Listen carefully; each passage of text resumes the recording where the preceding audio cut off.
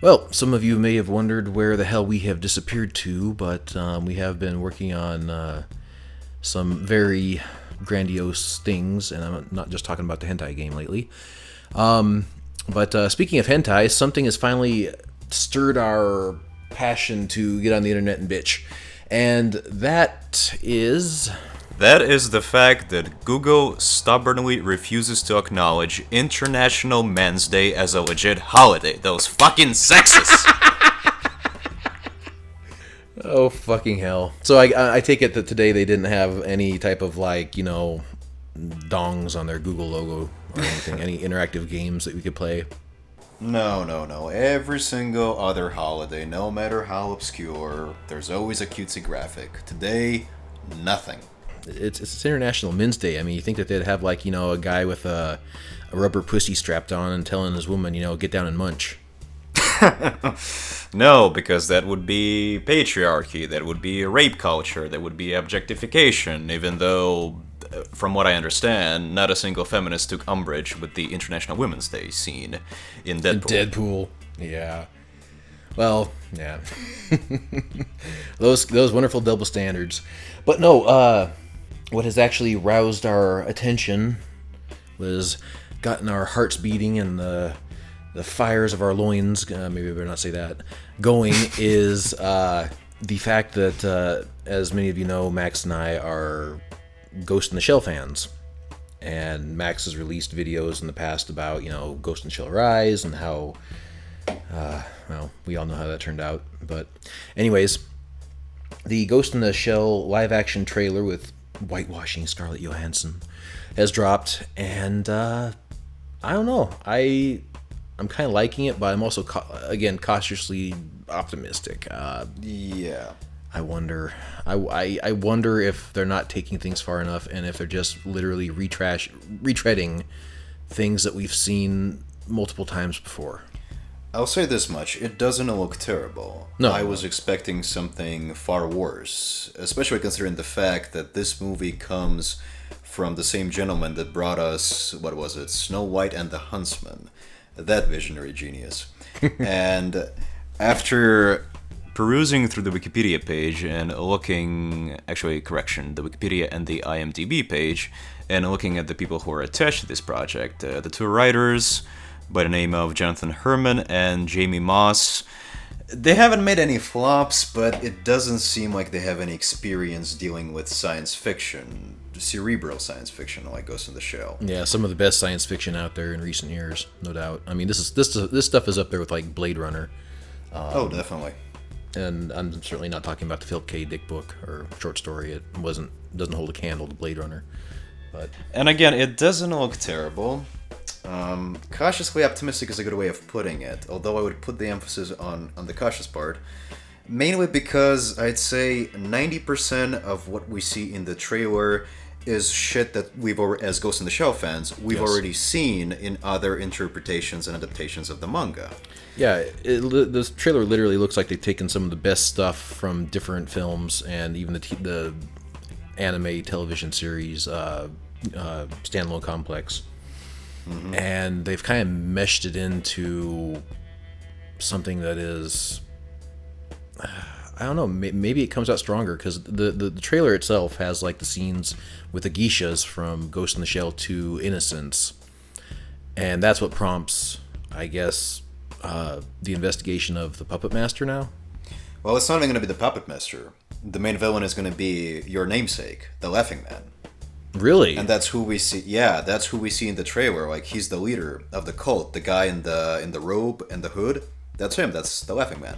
Really? They're going with the Laughing Man instead of the Puppet Master because, I mean, the Laughing Man is good in his own right, but the Puppet Master was where all the best science fiction came from. An artificial intelligence that gained sentience, and I mean, fucking brilliant, but. This is a shock to me. So, see, if they went with the Puppet Master route, that would have been too obvious, because then the live-action version would have basically been a remake of the 1985 Mamoru Oshii film, which would have been a big mistake, because that film is practically a masterpiece, if you ask me. If you haven't seen it and you are a fan of science fiction, cyberpunk, just cerebral films, go ahead and watch it now.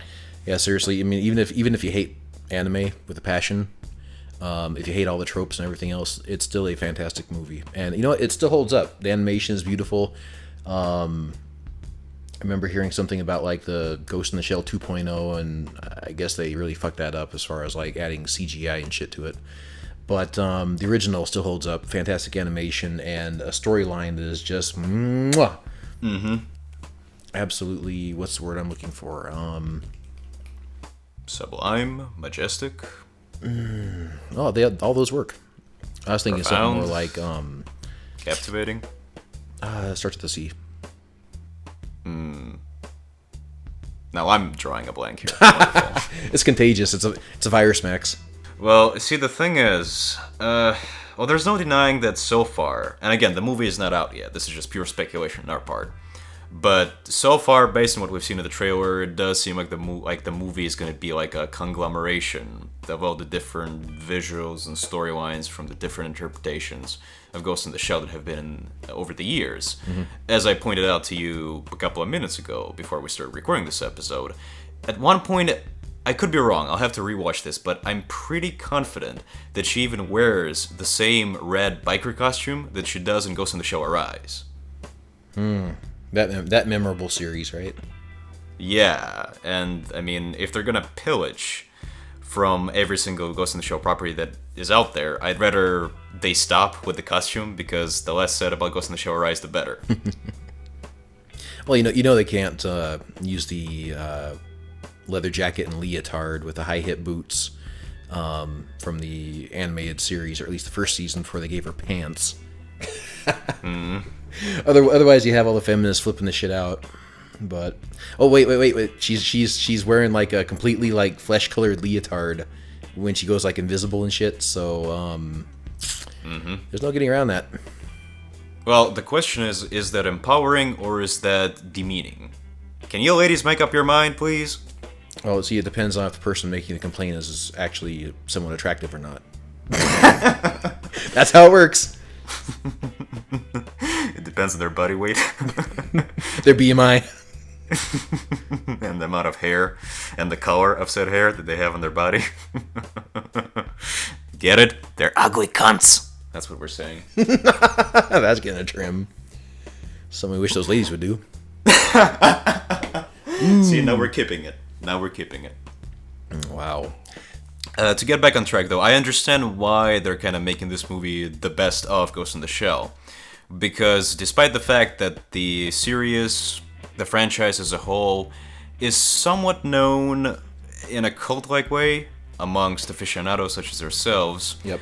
the general public has zero clue what Ghost in the Shell is. At best, they might know it because it in part inspired the Matrix movies. That's about it. Yeah. Or if they are fans of like Roger Ebert fucking sung praise of the original animated series, or the original animated movie. So, I mean, it has its place in science fiction, it has its place in animation. It is kind of niche, though. I don't think it ever really got like a really wide theatrical release, the original animated movie. I think it was just kind of like select theaters, maybe. It's certainly a cult classic, but again, it doesn't mean that it's known by the general populace. Right. It's not like, Spider-Man and Wolverine and all the rest of these things that you see on every fucking Arby's cup. Well, not even that. It's not as known as, say, Miyazaki stuff. Because when people think of anime, like quality anime movies, they think of Miyazaki, for example. And they're right in that frame. But even Miyazaki, I don't think he gets like huge like theatrical releases, does he? I mean, I've never seen any of his stuff come to the local theater in, well, Hickville here, but still. No. So again, in that case, I do understand why the movie seems like an aggregate of all the good aspects of Ghost in the Shell, and I also, because I think there's no way for us not to discuss the quote-unquote whitewashing controversy that's going on around this movie. So, in addition to that, I also understand why they cast Scarlett Johansson in the leading role of Major Madoka Kusanagi, because contrary to what the social justice warriors think, if this were some obscure Asian actress, and see, things are really that bad because I can't think of a single one aside from Lucy Liu, but she's too old at this point. Ageist. Ageist and racist. You can't win. Yeah. I'm practically evil. Well, I am a white straight male, so I'm practically Satan to these people. But the point I'm trying to make is, and I think you brought this up, is that Max, all you need now is a Trump hat. Makes CCS great again. Well, that's kind of what we're trying to do, but anyway. Yeah, more details soon. The point I'm trying to make is, and I believe that Max Landis made a similar point when he was featured on Red Letter Media's show. It was either a Best of the Worst or a standalone interview that they did with him, but it doesn't matter. The point is, Hollywood is looking at the bottom line. They're looking at, this is an investment for them, okay? They're taking a gamble with a relatively obscure, arcane, I would even say, property like Ghost in the Shell. So they need some guarantees that this is going to sell. And one of the ways to secure a potential profit is to include a name and as well as a face, a pretty face that people recognize. Yes. And that's why Scarlett Johansson is here. Right. Like, for instance, Suicide Squad. Who's the chick with the fucking sword? Katana? Oh, that makes... Wow. Goddamn, it is contagious. Jesus Christ. Anyways, yeah, Katana. I mean, you can argue that she is probably the best part of the whole fucking movie. I'd agree with that, yeah. But do you know what the actress's name is? Insert creaking sound effects here. No, I don't. Yeah, well, that's it. I mean, like Max Landis says, I mean, how many... There's probably some really great Asian actresses out there, but how many of them have the star power? The star power. How many people can actually recognize the name? That's one of the biggest problems. Is they need, you know, popular people to appear in the credits. You know, they get the top credits. You know, people know who Scarlett Johansson is. In Japan, people know who Takashi Kitano is, and he's playing Chief Aramaki in this film.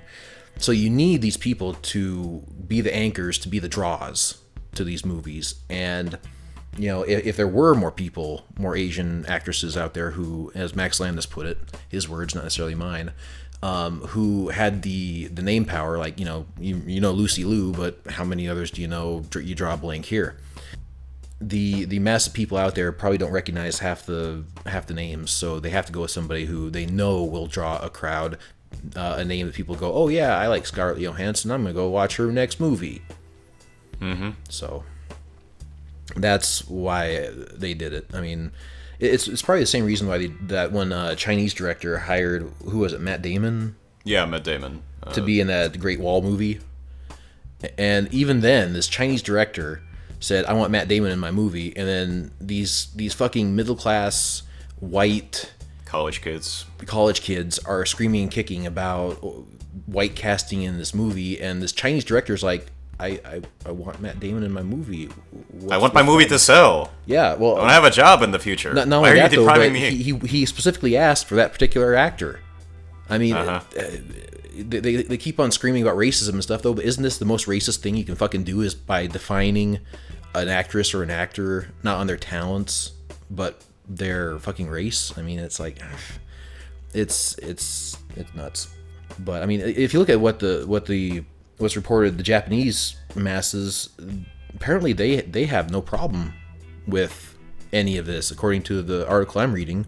Max, do you want to elaborate, since you found it? Yeah, there's an article from Hollywood Reporter which says that I think they're exaggerating the whitewashing controversy in the beginning, but what they say is that all the while, all the Tumblerinas are complaining about the ostensible miscasting of Scarlett Johansson as Major Monoko Kusanagi. Apparently, the Japanese are, so far, they're impressed with what they're seeing. Yeah. And these are the aficionados of the original manga and anime series. Here we go, and I quote, "While some people have complained about the casting of a white actress in the main role, the majority of the comments about Scarlett Johansson are positive, as are comments about the look of the film. Japanese fans were largely unbothered about Johansson playing the lead role, having expected a white actress to star in the Hollywood movie," which is another point that's worth bringing up. There were more sarcastic comments about the casting of Takeshi Kitano, who many said always reminded them of a Yakuza gangster because he had played so many in his career. But again, as you said, most extreme challenge. Yeah, but again, as you said, here's a prominent Japanese actor Yeah. playing one of the best roles in the movie, and that is of the venerated and the sagacious Chief Aramaki. Yeah, and even in the trailer, it looks like they're giving him a ton more to do. I mean, you see him shooting guns and fending himself off from an attack. I mean... So basically, the only people who have taken umbrage with this are people who've got nothing to do with their lives but to bitch and moan about Hollywood adaptations of foreign movies. And again, see, this is the thing. This is the paradox of the soul. If the movie succeeds, more people are going to discover the original works, the original manga, the 2 movies by Mamoru Oshii, the standalone complex, Arise Can Go Fuck Itself as far as I'm concerned. I was waiting for that. Yeah, well, they can discover the good stuff, the good Ghost in the Shell stuff. So, if people start buying the manga, the original author, who is Japanese, is going to make more revenue. The people who worked on like Mamoru Oshii, his films, or standalone complex, and even, if I'm not mistaken, there's been like a handful of Ghost in the Shell video games as well. So yeah, the latest one's kind of shit, but keep going. The point I'm trying to make is, if as a result of this movie being successful, there's going to be a new reinvigorated interest in Ghost in the Shell, what's the problem? What's the big fucking deal? The same way, remember the Godzilla movie, the American movie from a couple of years ago? The success of that movie resulted in the Japanese starting their own line of Godzilla movies. I think the first one came out earlier this year. The Japanese are making Godzilla movies. Do tell me more, Max. But no, I get what you're saying is the fact that the Americanized version spurred on the Japanese film industry to continue these classic Godzilla movies because now there's a newfound interest. Or a revigorated interest. It's Lazarus, rising from the dead and being like, hey, remember the good stuff, and we were gonna make some more stuff because wasn't like the Godzilla, the last Godzilla movie supposed to be the last one ever, like the one where the traditional Godzilla rubber suit monster fights like the Roland Emmerich shit Godzilla CGI monster and beats the shit out of it. Yeah, defeats it in one punch. Yeah. I believe so, but again, the point I'm trying to make is it's a Hollywood movie. Hollywood movies have a better chance of being recognized not only in the United States but also internationally. Well, according to the article, they even have higher budgets and they have more reach. I mean, besides a handful of really, really good horror movies, how many Japanese movies end up coming to the States, like with full theatrical releases and really make bank over here? Very, very few. It's kind of it's more just kind of like a rhetorical question than anything that needs research, But I mean, the American film industry has the wider reach. It's got the Chinese market, it's got the world market. Americans alone consume a fuck ton of movies, regardless of the piracy. In fact, this is a movie I actually might go see in the theater. Oh my god! I know, oh my god. The last one I saw was Suicide Squad, then Deadpool, and that was about it. But I mean, it's one of those movies that kind of like catches my interest, and it's like, oh, this is sci-fi, kind of like Blade Runner, and I recognize the property, and maybe I'll go see it because. The trailer didn't offend me. Okay, that's a good way of putting it. You're a social justice warrior, but you know what? Now that I think about it, if the reviews are good, or even if they're just mediocre, like 67% or 70% on Rotten Tomatoes, right? I might actually go out and support it out of principle as a Ghost in the Shell fan and as a fan of cyberpunk and science fiction, because we don't get a lot of movies like that anymore, do we? Yeah, my biggest concern is, again, kind of going back to Takashi Kitano playing Aramaki and doing this action stuff in the movie. I do wonder if they're not going to action the fuck out of it. I mean, you already see, like, the Major running on the wall doing the Matrix shooting in her flesh-colored leotard. I wonder if some of this isn't going to be kind of some of the more philosophical, some of the more, the deeper elements of Ghost in the Shell are going to be lost. I do believe that there's going to be some stuff that's going to be lost in translation because this is a major Hollywood movie. Again, let's not forget, like I said earlier, this is a movie that's being made by the guy who did Snow White and the Huntsman. This is not Stanley Kubrick making 2001 here. So that's something that concerns me. But at the same time, like we said earlier, they need this movie to perform well. because I would imagine that I don't know the current state of Paramount, if they're in peril like Sony is, for example, but I would imagine that they would want to have a successful multi-billion-dollar science fiction franchise that they can later make sequels of and spin-offs and whatever else. That has me even more concerned now, because I mean I don't know. I mean, if they go from like the Laughing Man to the Puppet Master and make like a sequel, Ghost in the Shell 2, the Puppet Master, sure, I guess, but I really hate the idea of just, you have a success and you milk the fuck out of it. Deadpool 2. Which we'll talk about shortly, but well, see, this is a bit of a catch-22, because on the one hand, you want to see more stuff like Ghost in the Shell, but in order to see more stuff like Ghost in the Shell, you got to understand that filmmaking is a business. It has to cater to demographic X, Y, and Z. It has to sell a certain amount of merchandise. It has to recoup however many hundreds of millions of dollars they put, not just into the movie itself, but just the marketing. Yeah, the fucking marketing is where there's a huge sinkhole in the budgets. So, but what I'm saying is, yes, I want to see more movies like Ghost in the Shell. I don't necessarily want to see more Ghost in the Shell movies. I want to see more movies like Deadpool. I don't necessarily want to see even more Deadpool movies. I want to see more movies like Blade Runner. I don't really want to see Blade Runner 2. Well, that's unfortunately out of your hands, because there is going to be Deadpool 2, Blade Runner 2, but I get your point. Yeah, it's. I mean, I hope that maybe a good Neuromancer movie. I mean, Jesus Christ, I jacked myself off dry to watch a good Neuromancer movie. See, if Ghost in the Shell performs well, I can foresee a trend of more cerebral science fiction cyberpunk, because aside from something like Blade Runner and perhaps Dark City, which was released, 20 years ago, 1998, 1999? Something like that. I don't remember there being a lot of cyberpunk stuff in the West. In the form of hackers with hackers with Angelina Jolie. You go back and watch what the 90s thought the internet would lead to, and it's just laughable. But again, aside from I think there have been more cyberpunk video games than movies. Oh, certainly. Mainly because video games have a tradition of being influenced by movies.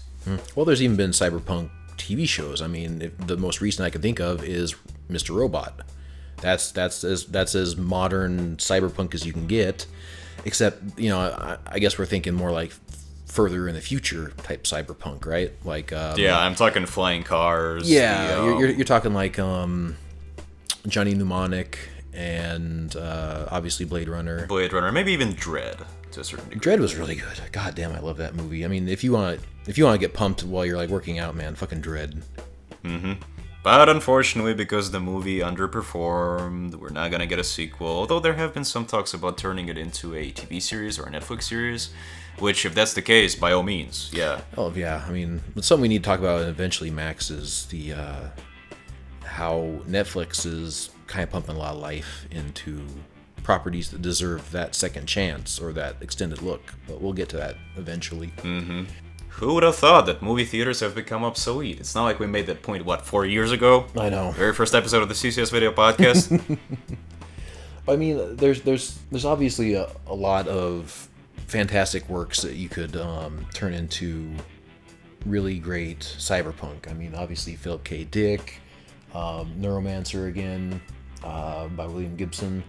Some stuff like maybe Cory Doctorow's Homeland and Little Brother. I mean, those are all right. I'm hoping that we get not necessarily like a huge flood of films like this. I just hope we see more like this. I want to see more westerns. I want to see more sci-fi. I want more than just fucking superhero movies and fucking gross out teenage comedies like Sausage Fest or Sausage Party, whatever the fuck it was called, and less fucking whatever the hell you call it, that shit that the fucking chicks always watch, that dromcom or whatever the fuck it is, rom-coms. Basically, cancer in visual form is what it is. Well, yeah. Well, I want more diverse. Here I am sounding diversity. I want more diversity of ideas. Yes, not diversity of actors. Exactly. I want a diversity of ideas. I want to see more quality westerns. I mean, fucking 310 Yuma, excellent, and I want to see this Magnificent Seven. But hell, I want to see some like fucking old samurai movies, like what was it? Yojimbo, The Seven Samurai. Yeah, well, they made one recently. I think it was called like 13 Warriors. I've never seen it, but if it's good, I might check it out. Yeah, it's very close to like Seven Samurai, but it's just like the filmmaking is just amazing, and the cinematography is fantastic. The sets are amazing. It was great action movie. But anyways, I hope that this film performs well on its own merits, and then I hope that it does well based on those merits. I really, again, we're cautiously optimistic because we don't want this movie to become action schlock. If it is like The Matrix, where it's a good balance of action and also a lot of philosophical undertones about what is reality and stuff like that. What is it to have consciousness in the case of Ghost in the Shell, where the Major, I mean, is she a robot or does she actually have a soul? How do you define what consciousness is in the case of the Puppet Master? I mean, there's so many fucking amazing avenues you can go down and so many things you can hint at and leave the audience walking out of the theater just wondering and thinking about it for like days on end, dwelling on it. For once, actually making an impression on them as opposed to forgetting all about it 5 minutes afterwards. Yeah, exactly. Like, I mean, honestly, Max, if you put your brain inside of a machine, are you still you? If you upload your consciousness onto a hard drive, are you still you? Or is that still you? I mean, there's so many ethical and moral and philosophical questions about identity and whether or not it's okay to do this kind of stuff, which, again, the animated series and several volumes of the original comic run touch upon this. Mm-hmm. So, cautiously optimistic again. It looks good, though. I mean, to me, it looks good. I mean, I know you complain all the time about how many times are they going to show her jumping off the window and disappearing. Well, see, that's this would be a good way to end this conversation. But look, I understand that you gotta pay homage to the source material, okay? But every single time they make an adaptation of Ghost in the Shell, we always see the Major jump off a skyscraper, butt naked, shoot someone in the head, and then turn invisible. Unless it turns out this is like a hobby of hers, this is something she does when she's not doing missions for Section 9, I mean... Cliff jumping. I mean, really, how many more fucking times do we need to see this? Well, considering this is, live action, skin tights, flesh colored leotard, Scarlett Johansson, I'd say one more time at least. Okay, well, maybe one more time. But if she does this in Ghost in the Shell 2 and 3 and 4 and all the spin-offs, they can go fuck themselves, okay? No, I'll be fucking myself. Speaking of getting beaten off dry. Happy International Men's Day. Zing! Full circle, bitch.